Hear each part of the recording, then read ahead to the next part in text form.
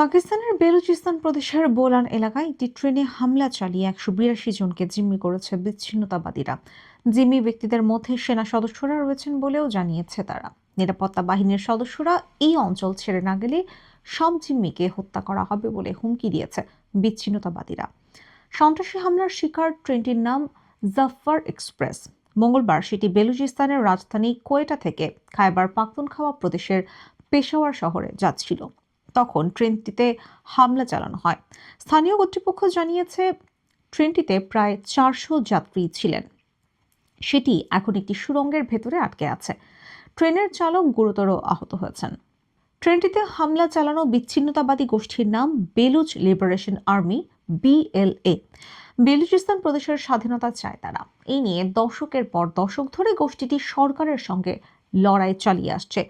BLA-র দাবি, বেলুচিস্তানের গ্যাস ও খনিজ সম্পদ অন্যায্যভাবে ভোগ দখল করছে সরকার।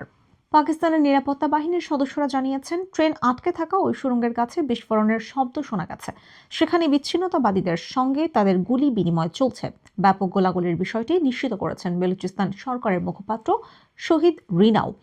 ঘটনাস্থলে উদ্ধারকারী দল পাঠানো হচ্ছে। BLA জানিয়েছে, তাদের কাছে ট্রেনের ১৮২ জন যাত্রী জিম্মি রয়েছেন। এর মধ্যে সেনা সদস্য ও অন্যান্য নিরাপত্তা বাহিনীর সদস্যরাও রয়েছেন। এছাড়া তারা ২০ সেনা সদস্যকে হত্যা করেছে এবং একটি ড্রোন ভূপাতিত করেছে। BLA-র তথ্যের সত্যতা নিশ্চিত করেনি পাকিস্তানের সংশ্লিষ্ট কর্তৃপক্ষ। এদিকে সাংবাদিকদের কাছে একটি বিবৃতি ইমেল করেছে BLA। বিবৃতিটি বার্তা আদান প্রদানের অ্যাপ টেলিগ্রামেও প্রকাশ করা হয়েছে। তাতে গোষ্ঠীটি বলেছে, বেসামরিক যাত্রী, বিশেষ করে নারী, শিশু, বৃদ্ধ ও বেলুচ নাগরিকদের নিরাপত্তার সঙ্গে মুক্তি দেওয়া হয়েছে এবং চলে যাওয়ার সুযোগ করে দেওয়া হয়েছে। তবে সামরিক হস্তক্ষেপ জারি থাকলে সব জিম্মিকে হত্যা করা হবে।